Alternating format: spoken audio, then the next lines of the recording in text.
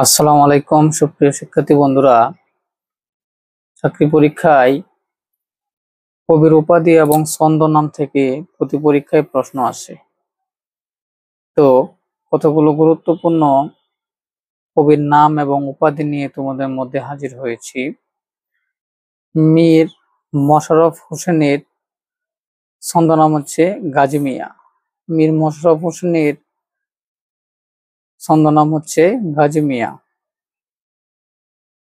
বিহারীলাল চক্রবর্তী ভোরের পাখি। বিহারীলাল চক্রবর্তী হচ্ছে ভোরের পাখি। আব্দুল হাকিম সাহিত্য বিশারদ। আব্দুল হাকিম সাহিত্য বিশারদ।